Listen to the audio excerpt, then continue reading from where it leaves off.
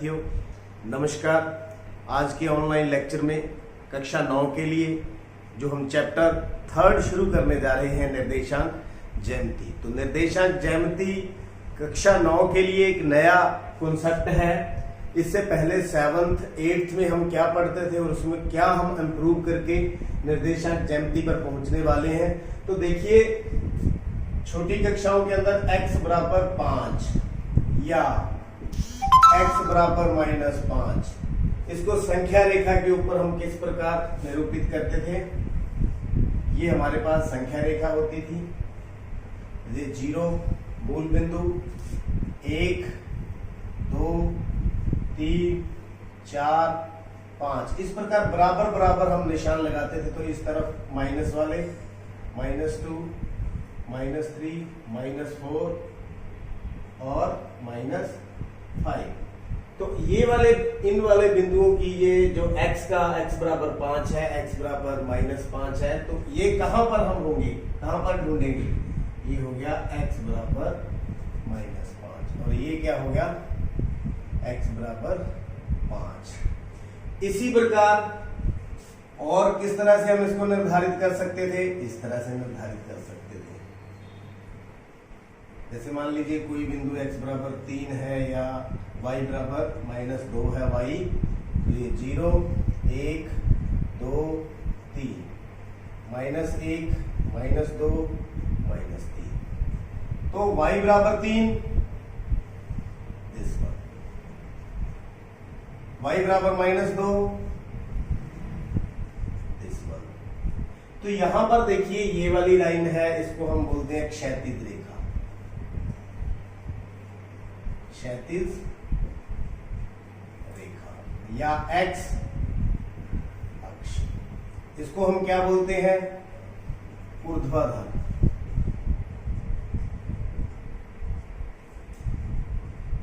रेखा या y अक्ष। क्या बोलते हैं, y अक्ष। तो ये अलग था, y बराबर 3, y बराबर -2। लेकिन अगर हमने बिंदु की स्थिति का पता करना हो या वस्तु की स्थिति का निर्धारण करना हो, जैसे फॉर एग्जांपल मैं पहले वस्तु की स्थिति की बात करूंगा, फिर आपके साथ बिंदु की बात करूंगा। ये मान लीजिए दीवार है, तो दीवार के ऊपर स्विच बोर्ड है, यहीं कहीं लगा देते हैं ये स्विच बोर्ड। ये क्या है, इलेक्ट्रिक स्विच बोर्ड। तो हमने इसकी स्थिति बतानी है इस दीवार के ऊपर, या यूं समझ लो इस बोर्ड के ऊपर। तो दीवार के ऊपर, तो यहां पर इसकी स्थिति किस प्रकार से है, ये वाली दीवार है, इससे कितनी दूर है, मान लीजिए 2 मीटर। कितना, 2 मीटर दूर है। तो नीचे जो इसका बेस है, आधार है, उससे कितनी दूर है, 5 मीटर। कितनी है, इस स्विच बोर्ड की स्थिति हम किस प्रकार बता सकते हैं, इसको हम बताएंगे 2,5। 2,5 इसका मतलब क्या है। अब ये जो क्षैतिज रेखा और ऊर्ध्वाधर रेखा थी, वो देखिए इस प्रकार से ये बन गई एक, ये इस तरह से, ये हो गया x अक्ष, ये हो गया y अक्ष, यानी कि ऊर्ध्वाधर रेखा,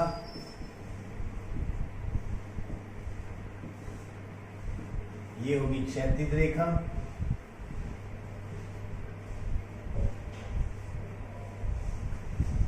तो देखिए इसका क्या मतलब है, ये इसको मूल बिंदु बोलते हैं और ये यहां से 2 मीटर की दूरी पर है इस दीवार से। कौन, स्विच बोर्ड। इसी प्रकार नीचे आधार से ये कितनी दूर है, 5 मीटर। कितना, 5 मीटर। तो बिंदु या स्विच बोर्ड की जो स्थिति है उसका निर्धारण किस प्रकार से हुआ। जैसे मान लो मैं इसको नाम देता हूं P, तो P के निर्देशांक कितने हो गए, 2,5। अब इसका क्या मीनिंग, 2 का मतलब है x बराबर में 2, y का मतलब है, और 5 का मतलब है y बराबर में 5।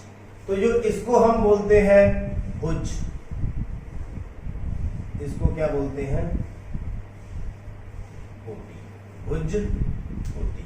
भुज को पहले लिखा जाता है, कोटि को बाद में। मान लीजिए हमारे से गलती हो जाती है, हम लिख देते हैं 5,2, तो क्या बिंदु ये यही है? बिल्कुल नहीं है। क्यों? क्योंकि देखिए जो निर्धारित करते वक्त हम जो देखते हैं x वाला बिंदु पहले लिखा जाता है, y वाला बाद में। इसका मतलब क्या है, यहां से दूरी कितनी, 5, जो मान लीजिए यहां पर है कितनी, यहां तक 5 है, यहां से यहां तक, और 2 यहां मान लीजिए 2 है, तो बिंदु की स्थिति कहां पर होगी, यहां पर। इसको लिखेंगे 5,2। ये क्यों हो गए, ये बिंदु नहीं है, ये अलग बिंदु है, तो ये 2, 5 अलग है और ये 5, 2 दोनों अलग है। तो देखिए इस प्रकार से हम बिंदु की स्थिति का निर्धारण कर पाते हैं। अब ये आया कहां से, तो सबसे पहले जो गणितज्ञ था रेने दकार्ते, रेने दकार्ते 1615-20 के आसपास इन्होंने इस तरह का सोचा था, इस तरह का कॉन्सेप्ट दिया था, हम बिंदु की स्थिति को किस प्रकार से निर्धारित कर सकते हैं। तो बाद में उनके सम्मान में इस तल को एक तल बनाया गया, इस तरह से क्षैतिज रेखा और ऊर्ध्वाधर रेखा को इकट्ठे मिलाकर के इसको बोलते हैं एक्स अक्ष, इसको बोलते हैं वाई अक्ष, और ये 0, 0 मूल बिंदु, इसको क्या बोलते हैं, मूल बिंदु। यहां पर ये दोनों प्रतिच्छेद करती है,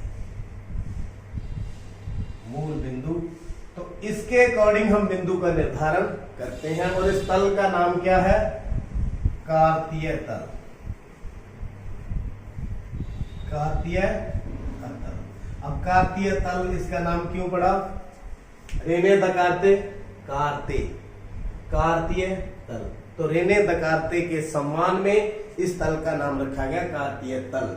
अब इस कार्तीय तल का बहुत ज्यादा उपयोग टेक्नोलॉजी में भी होता है। कंप्यूटर में मार्क लिस्ट बनाई जाती है, नाम की पोजीशन कहाँ है, क्लास की पोजीशन कहाँ रखनी है, रजिस्ट्रेशन नंबर की पोजीशन कहाँ रखनी है, स्कूल की पोजीशन कहाँ रखनी है। तो आपकी मार्क लिस्ट पर आप देखते होंगे सबकी पोजीशन क्या होती है, एक फिक्स होती है, अलग अलग होती है। डेट कहाँ डालनी है, उसकी उस पेपर के ऊपर क्या पोजीशन है। इसी प्रकार हर फील्ड के अंदर जो है कार्तीय तल का यूज होता है, उपयोग होता है। बिना इसने बहुत सा नया आयाम दिया है टेक्नोलॉजी को। तो यहां पर बिंदुओं का निर्धारण, ये कार्तीय तल। अब इसके कितने भाग हैं और क्या क्या हमें जानना है, इसके 4 भाग हैं। पहला भाग,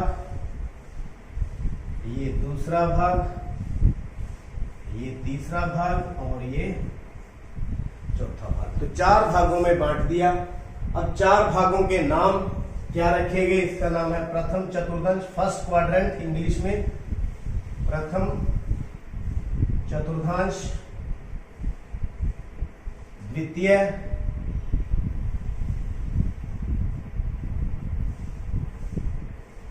चतुर्थांश, तृतीय थर्ड क्वाड्रेंट,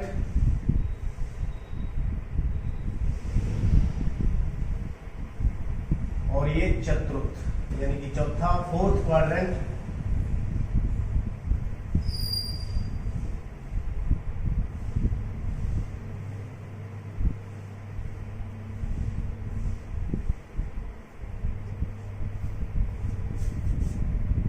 तो इस प्रकार से पहला क्वाड्रेंट, दूसरा, तीसरा और चौथा, ये 4 क्वाड्रेंट यानी चतुर्थांश इसके हिस्से हो गए।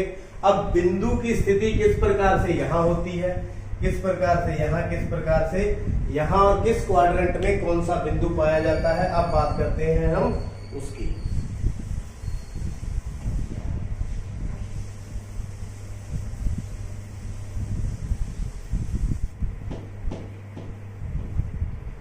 तो ये हमारे पास कार्तीय तल,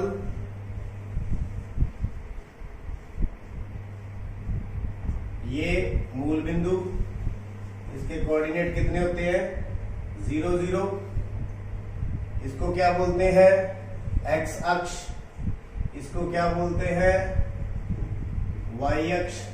इस तरफ कौन सी जो हम संख्याएं लिखते हैं पॉजिटिव, बिल्कुल एक जैसी। इस तरफ भी वाई एक्सिस पर पॉजिटिव, इस तरफ negative x axis.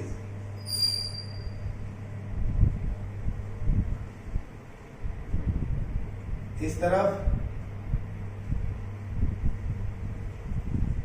Y axis का नेगेटिव पॉइंट। अब बिंदु की स्थिति मान लीजिए मैं यहां पर कोई भी एक बिंदु ले लेता हूं, ये ले लिया। इस बिंदु की स्थिति आप बता सकते हैं, जैसे मैंने आपको समझाया, बिल्कुल आसान है। पहले एक्स अक्ष का कितना है 3, इधर वाई अक्ष पर कितना है 2, यानी पहले एक्स अक्ष वाला फिर 2। तो इस बिंदु की स्थिति क्या है, इसको पी नाम दे देता हूं, 3 और 2।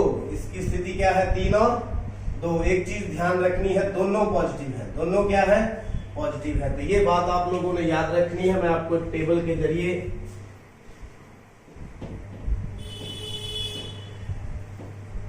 बताता हूं। जैसे मान लीजिए प्रथम चतुर्थांश है, पहला क्वाड्रेंट के अंदर दोनों पॉजिटिव होंगे। क्या होंगे, दोनों पॉजिटिव। जब उल्टा बोल रहे हैं ये दोनों पॉजिटिव है तो कौन सा क्वाड्रेंट होगा, प्रथम क्वाड्रेंट होगा। अब कोई भी बिंदु अपन यहां लेते हैं। अब इस बिंदु की स्थिति क्या होगी, एक्स अक्ष पर कितना है -2, वाई अक्ष पर कितना है 4। तो ये क्यू बिंदु है। यहां देखिए जो इसका भुज है वो माइनस है, भुज क्या है माइनस, कोटि क्या है प्लस। तो द्वितीय जो चतुर्थांश है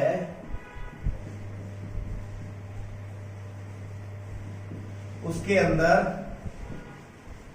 जो भुज होगा वो माइनस में और कोटि प्लस में, या यूं कहें पहली जो संख्या माइनस, दूसरी प्लस, भुज माइनस कोटि प्लस, तो वो किस क्वाड्रेंट में आएगा बिंदु, द्वितीय क्वाड्रेंट में। यहां कोई बिंदु लेते हैं, कहीं भी रैंडमली आप ले लो, सब जगह एक जैसा होगा। इस बिंदु की स्थिति क्या है, एक्स अक्ष पर 3, भुज कितना 3, कोटि कितनी -2। तो आप देखिए दोनों माइनस में है, तो तृतीय चतुर्थांश यहां पर दोनों ही क्या होंगे माइनस, दोनों ही क्या होंगे माइनस। तो अगर दोनों माइनस हो तो बिंदु की स्थिति कहां पर होती है, थर्ड क्वाड्रेंट के अंदर, यानी कि तृतीय चतुर्थांश के अंदर। यहां कोई बिंदु अपन ये ले लेते हैं। इस बिंदु की स्थिति क्या आ गई, 5 और -2, एक्स अक्ष पर 5 और वाई अक्ष पर 2। तो ये देखिए ये प्लस ये माइनस, तो चतुर्थांश फोर्थ क्वाड्रेंट के अंदर ये प्लस ये माइनस। तो किसी भी प्रकार से सम आ जाए, अगर आपसे पूछा जाए किस क्वाड्रेंट में है तो आप यहां से पहचान कर सकते हैं। दोनों प्लस है तो प्रथम में, पहला माइनस है दूसरा प्लस है तो दूसरे में, दोनों माइनस है तो तीसरे में। अगर पहला प्लस और दूसरा माइनस तो ये फोर्थ क्वाड्रेंट के अंदर आ जाता है। तो उम्मीद करता हूं जो कार्तीय तल है इसमें बिंदु की स्थिति का निर्धारण और बिंदु को किस प्रकार से ढूंढा जाता है और उसकी स्थिति किस प्रकार बताई जाती है आप समझ चुके हैं। तो एक बार पुनः मैं आपको जो दोबारा से जानकारी दे दूं, ये इस पूरे तल को क्या बोलते हैं, कार्तीय तल। कार्तीय तल के अंदर बिंदु कहाँ निर्धारित किए जाते हैं, इसके 4 भाग होते हैं, प्रथम चतुर्थांश, द्वितीय, तृतीय और चतुर्थ। इसको एक्स अक्ष बोलते हैं क्षैतिज रेखा, इसको वाई अक्ष बोलते हैं ऊर्ध्वाधर रेखा। इसको क्या बोलते हैं, मूल बिंदु, जिसके निर्देशांक क्या होते हैं 0 0, क्या होते हैं 0 0। और चतुर्थांश में दोनों प्लस, प्रथम में द्वितीय में पहला माइनस दूसरा प्लस, फिर तीसरे में दोनों माइनस और चतुर्थ में पहला प्लस दूसरा माइनस। और पहली वाली संख्या को भुज बोलते हैं, दूसरी वाली संख्या को कोटि बोलते हैं। तो उम्मीद करता हूं आज जो मैंने आपको जानकारी निर्देशांक ज्यामिति के बारे में दी आपको समझ आई होगी, पसंद भी आई होगी। तो देखने के लिए, समझने के लिए आपका बहुत बहुत धन्यवाद।